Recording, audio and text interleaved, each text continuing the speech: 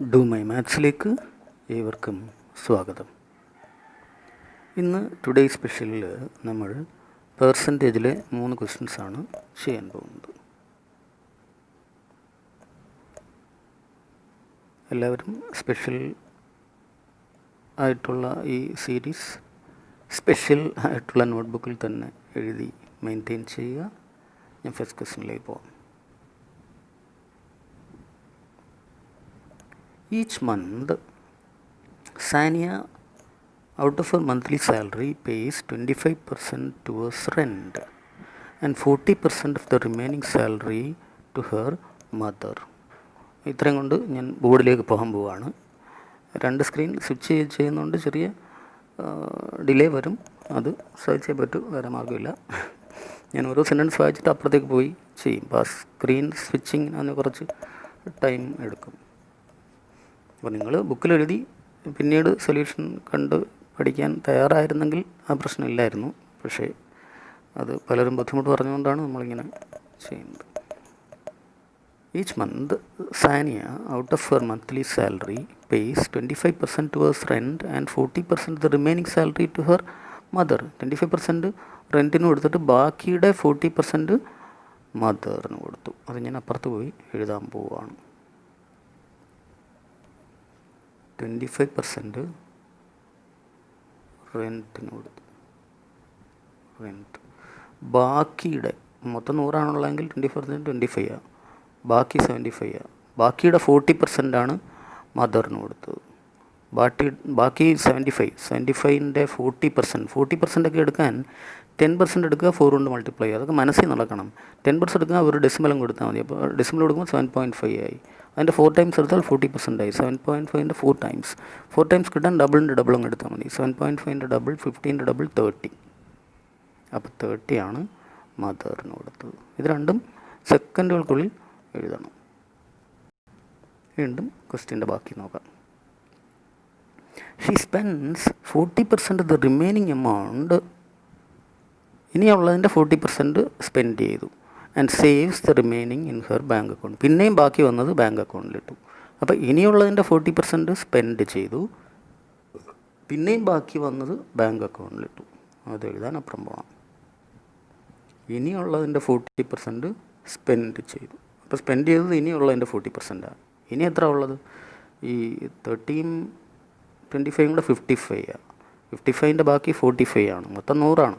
100ൽ 55 ബാക്കി 45 ആ 45ൻ്റെ 40% സ്പെൻഡ് ചെയ്തത്. 40% നേരത്തെ എടുക്കുന്നത് എങ്ങനെയെന്ന് പറഞ്ഞു. ഒരു ഡെസിമൽ ഇട്ടാൽ 10% കിട്ടും. 4.5 ആണ് 10%. അതിൻ്റെ 4 ടൈംസ്. ഡബിളിൻ്റെ ഡബിൾ 4.5ൻ്റെ ഡബിൾ 9ൻ്റെ ഡബിൾ 18. അപ്പോൾ 18 ആണ് സ്പെൻഡ് ചെയ്തത്. ഇത് സ്പെൻഡ് ചെയ്തത്. എന്നിട്ട് ബാക്കി സേവ് ചെയ്തു. ബാക്കി ബാങ്ക് അക്കൗണ്ടിലിട്ടു എന്നാണ്. ബാക്കി ബാങ്ക് അക്കൗണ്ടിലിട്ടു. അതെത്ര ബാക്കി? ഇത് 3 കൂടെ എത്ര നോക്കണം. 30 55 18 73. 73 പോയാൽ ബാക്കി 27 ആണ് ബാങ്കിലിട്ടത്. 100ന് പറയുന്നുണ്ട് 27% ബാങ്കിലിട്ടത്. മൊത്തം സാലറിയുടെ 27%. അത്രയും വരെ കിട്ടി. വീണ്ടും ക്വസ്റ്റ്യൻ എന്താണെന്ന് നോക്കാം. If at the end of 5 months the amount she has saved in her bank account is ₹1,08,000. Bank അക്കൗണ്ടിൽ 5 months കൊണ്ട് അവർ 1,08,000 ഇട്ടെങ്കിൽ how much did she pay towards റെൻ്റാണ് അറിയേണ്ടത്. 1,08,000 ബാങ്ക് അക്കൗണ്ടിൽ ഇട്ടെങ്കിൽ how much did she pay towards rent per മന്താണ് അറിയേണ്ടത്. നമ്മൾ അപ്പുറത്ത് പറഞ്ഞിട്ടുണ്ട് 27% ബാങ്ക് അക്കൗണ്ടിൽ ഇട്ടതെന്ന്. അതാണ് ഇപ്പോൾ 1,08,000 എന്ന് ക്വസ്റ്റ്യനിൽ പറയുന്നത്. അപ്പോൾ 1,08,000 എന്ന് പറയുന്നത് 27% ഓഫ് സാലറിയാണ്. അപ്പോൾ ഈ 1,08,000 months 5 monthsനാണ്. 5 monthsന് എത്ര ഇട്ടെങ്കിൽ ഇവർ റെൻറ്റിന് എത്ര കൊടുത്തു എന്ന് അറിയേണ്ടത്. റെൻറ്റിന് 25%. അപ്പോൾ നമുക്ക് 27% അറിയാം. 25% കണ്ടുപിടിക്കണം. അതിനെന്താ ചെയ്യേണ്ടത്? By 27 into 25. ഒറ്റ വെട്ടും. 27ഉം 108ഉം വെട്ടിയാൽ 4 എന്ന് കിട്ടും. അപ്പോൾ 4,000 ഇൻറ്റു 25 ഈക്വൽ ടു 1,00,000. ഈ 1,00,000 എന്താണ് റെൻറ്റിന് കൊടുക്കുന്നത് 5 monthsന്. അപ്പോൾ അത്രയും വരെ കിട്ടി. 5 monthsന് 1,00,000 റെൻറ്റിന് കൊടുക്കും. ചോദ്യം എന്താ? How much did she pays towards rent per month ആണ് നമുക്കറിയേണ്ടത്. പെർ മന്ത് ആണ് നമുക്കറിയേണ്ടത്. അപ്പം 1,00,000 5 monthsന് റെൻറ്റിന് കൊടുക്കുന്നത്. അപ്പം per month divide by 5. Answer 20,000. Answer 20,000. 20,000. ഓപ്ഷനിലുണ്ടോ എന്ന് നോക്കണം. 20,000. Fifth option. ഇത് IDBI ബാങ്ക് PO എക്സാം 2018 ക്വസ്റ്റ്യനാണ്. അപ്പോൾ ഇതൊക്കെ ക്വസ്റ്റ്യൻ ഇങ്ങനെ വായിച്ച് ക്വസ്റ്റ്യൻ മുമ്പിലിരുന്നാൽ ഇത്രയും സമയമൊന്നും വേണ്ട. ഞാൻ ഈ സ്ക്രീൻ സ്വിച്ച് ചെയ്യുന്നതുകൊണ്ടാണ് ഈ ബുദ്ധിമുട്ട് വരുന്നത്. അപ്പോൾ നിങ്ങൾ ക്വസ്റ്റ്യൻ എഴുതിയെടുക്കുക. എഴുതിയെടുത്തതിന് ശേഷം പടാന്ന് ചെയ്യാൻ ശീലിക്കുക. ക്വസ്റ്റ്യൻ എൻ്റെ മുന്നിലുണ്ടെങ്കിൽ എന്താ ചെയ്യുന്നതെന്ന് അറിയാമോ? ക്വസ്റ്റ്യൻ എൻ്റെ മുന്നിലുണ്ടെങ്കിൽ റെൻറ്റിന് 25, ബാക്കി 75 മനസ്സിലിരിക്കും. അതിൻ്റെ 40% 7.5 4 times 30 അമ്മയ്ക്ക് കൊടുത്തു. റെൻ്റാണ്. 30 അമ്മയ്ക്ക് കൊടുത്തു. അപ്പോൾ എത്രയായി? 55ആയി. 55 പോയിട്ട് ബാക്കി 45. 45ൻ്റെ 40% 4.5 4 times അത് 18 ആണ്. 18 സ്പെൻഡ് ചെയ്തു എന്ന് പറഞ്ഞു. സ്പെൻഡ് ചെയ്തു. അപ്പോൾ എല്ലാം കൂടെ 55 30 25 55 പറഞ്ഞിട്ട് 73 പോയിട്ട് 27 ബാങ്കിലിട്ടത്. അപ്പോൾ 27% ആണ് ബാങ്കിലിട്ടത്. അറിയേണ്ടത് റെൻ്റ് അറിയേണ്ടത്. അപ്പോൾ 1,08,000 നമുക്ക് അറിയാം. അത് 27% ആണ്. 25% എത്രയാണെന്ന് ചോദിച്ചാൽ ബൈ 27 × 25 ഒറ്റ വെട്ട് 4,000 × 5 = 1,00,000. ഇത് 5 മാസത്തേതാണ്. 5 മാസം റെൻറ്റിന് കൊടുക്കുന്നതാണ്. അപ്പോൾ ഡിവൈഡ് ബൈ 5 ആണ് ആൻസർ. 20,000. നീ എഴുതേണ്ട ആവശ്യം പോലും ഇല്ല. ചുമ്മാ അങ്ങ് ചെയ്യാനേ ഉള്ളൂ.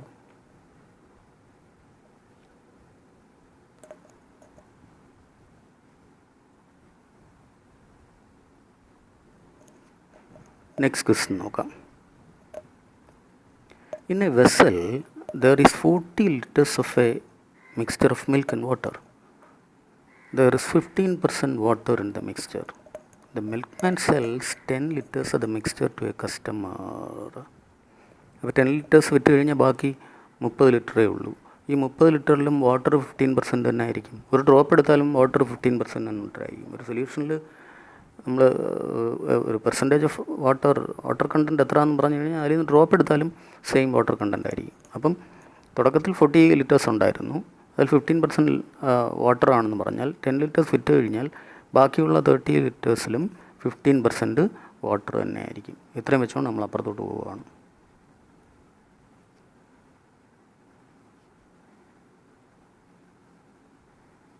$40 liters ഉണ്ടായിരുന്നു. അതിൽ 10 liters വിറ്റ് കഴിഞ്ഞാൽ ബാക്കി 30 liters ഉണ്ട്. 30 litersൽ 15% വാട്ടറാണ്. 30യുടെ 15% എത്ര? 15% ഒക്കെ എടുക്കാൻ 10% എടുക്കുക, പകുതി കൂട്ടുക. 10% ഒരു സാധനം മാറ്റിയാൽ മതി. 3 10%. അതിൻ്റെ പകുതി 1.5 കൂട്ടിയാൽ 4.5 ആണ് വാട്ടർ. 4.5 വാട്ടറാണ്. 4.5 30ൽ 4.5 വാട്ടറാണെങ്കിൽ ബാക്കി 25.5 മിൽക്കായിരിക്കും. ഇത്രയും നമുക്ക് ഒറ്റയടിക്ക് എഴുതാൻ പറ്റും.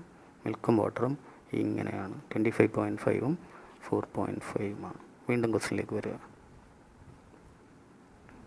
ഇനി എന്താ?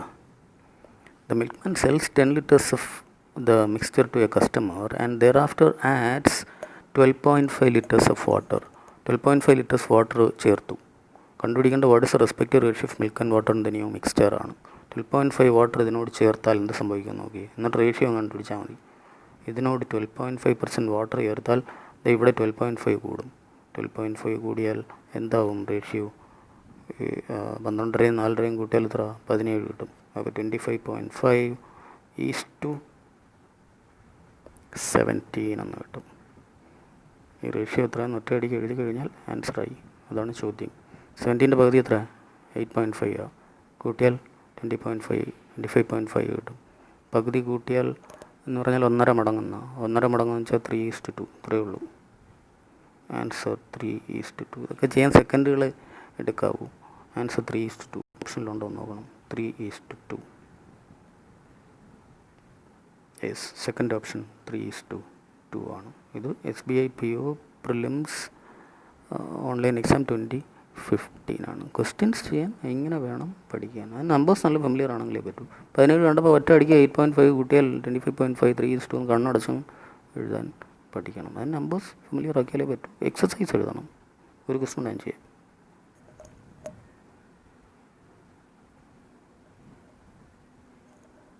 നെക്സ്റ്റ് ക്വസ്റ്റ്യൻ നോക്കാം. Ratheesh deposits 12% of his salary in PPF. 3/8 of the remaining amount, ഏതായി റിമൈനിങ് 12% പോയാൽ ബാക്കി 88% ആണ്. അതിൻ്റെ 3/8. 88ൻ്റെ 3/8 5 മനസ്സിൽ തന്നെ ചെയ്തുകൂടെ? 88 8 വേണ്ടി 11 33 കിട്ടും. അപ്പോൾ ഇത്രയും കൊണ്ട് നമ്മൾ അപ്പുറത്തോട്ട് പോവുക. Ratheesh deposits 12% of his salary in PPF. 3/8 of the remaining amount is spent on clothes. ഇത്രയും കൊണ്ട് നമ്മൾ അപ്പുറത്തോട്ട് ബോർഡിലേക്ക് പോവുകയാണ്. 12% PPF, 3/8 of the remaining amount clothes ആണ്.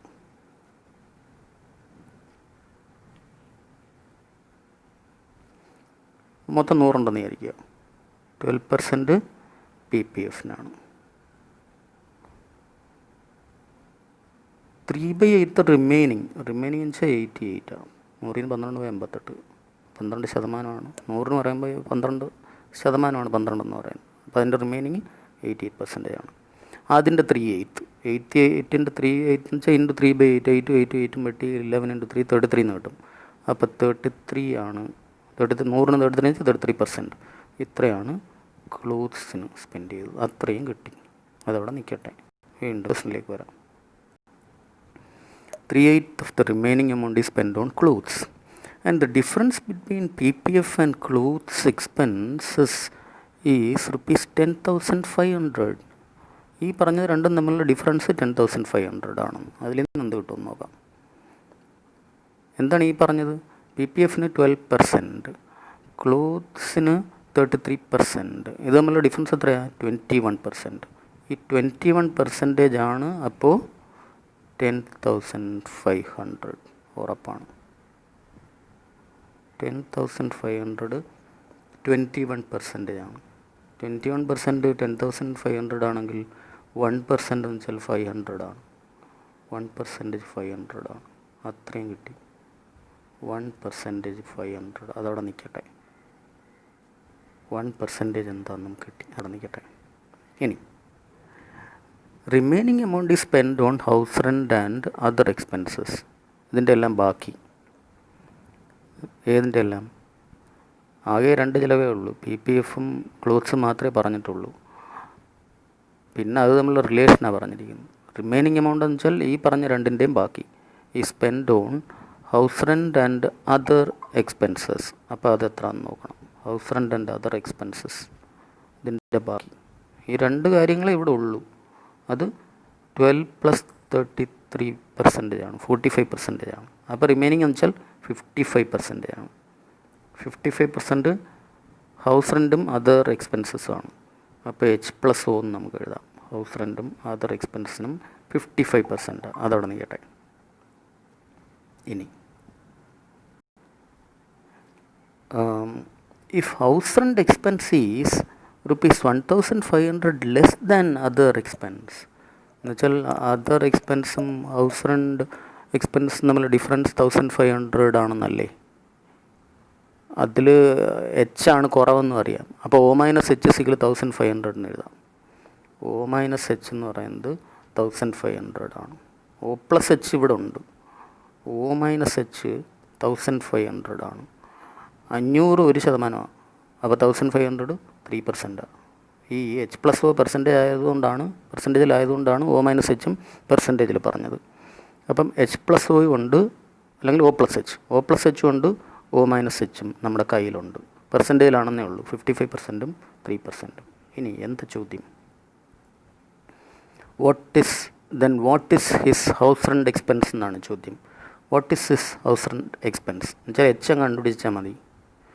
O - H ഉം O O+H കൊണ്ട് H ചെറുതല്ലേ, സമ്മും ഡിഫറൻസ് കൊണ്ട് ചെറുത് കിട്ടാൻ എന്ത് ചെയ്താൽ മതി, ഡിഫറൻസിൻ്റെ പകുതി. 55%-യും 3%-യും ഡിഫറൻസ് 52%. 52%-ൻ്റെ പകുതി 26%. ഈ 26% എത്ര ആണോ അതാണ് ആൻസർ. അതിന് എവിടെ നിന്ന് കിട്ടും? 1% ഇവിടെ ഉണ്ട്, 500 ആണ്. 1% 500 ആണെങ്കിൽ 1% ഞാൻ ഈ പറയുന്ന റിലേഷൻ ശ്രദ്ധിക്കണം. 1% 500 ആണ്, 1000-ൻ്റെ പകുതി. ഒന്ന് എത്രയെന്ന് ചോദിച്ചാൽ 1000-ൻ്റെ പകുതിയാണ്. അപ്പോൾ 26% എത്രയാണെന്ന് ചോദിച്ചാൽ 26,000-ൻ്റെ പകുതി. ആൻസർ 13,000. ഇത് വേഗം ചെയ്യാം. ആൻസർ 13,000. ഇങ്ങനെ ചെയ്ത് ശരിക്കണം. ആദ്യം ക്വസ്റ്റിന് പറഞ്ഞു 12% PPF-നാണെന്ന് പറഞ്ഞു. അപ്പോഴറിയാം റിമൈനിങ് 88% ആണ്.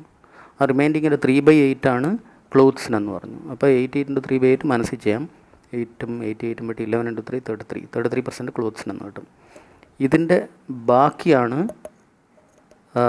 ഹൗസ് റെൻറ്റിനും ഈ രണ്ടെണ്ണത്തിൻ്റെയും ബാക്കി, അതായത് 12 + 33 45%-ൻ്റെ ബാക്കി 55% ആണ് ഹൗസ് റെൻറ്റിനും അതർ എക്സ്പെൻസിനും കൂടെ പറഞ്ഞിട്ടുണ്ട്. അപ്പോൾ കിട്ടും O+H 55% ആണ്. ഇതിനിടയ്ക്ക് പറയുന്നുണ്ട് ഇത് രണ്ടും കൂടെ ഇത് രണ്ടും തമ്മിലുള്ള ഡിഫറൻസ് 10,500 ആണ്. അപ്പോൾ നമ്മൾ നോക്കും 33%-യും 12%-യും ഡിഫറൻസ് 21%. അവിടെ നിന്നാണ് ഇത് കിട്ടുന്നത്. 21% 10,500 ആണെന്ന് കിട്ടുമ്പം അപ്പോഴേ കിട്ടും 1% എന്ന് വെച്ചാൽ 500 ആണ്. 1% 500 ആണ്. അപ്പോൾ നേരത്തെ ഇവിടം വരെ കിട്ടിയത്. ഇനി 1,500 രൂപയാണ് ഹൗസ് റെൻറ്റ് അതേഴ്സിൻ്റെയും എക്സ്പെൻസ് തമ്മിലുള്ള ഡിഫറൻസ് എന്ന് പറയുന്നുണ്ട്. അതിൽ ഹൗസ് റെൻറ്റ് കുറവാണെന്ന് പറയുന്നുണ്ട്. അപ്പോൾ O - H 1,500 രൂപയാണ്. 500 എന്ന് വെച്ചാൽ 1%.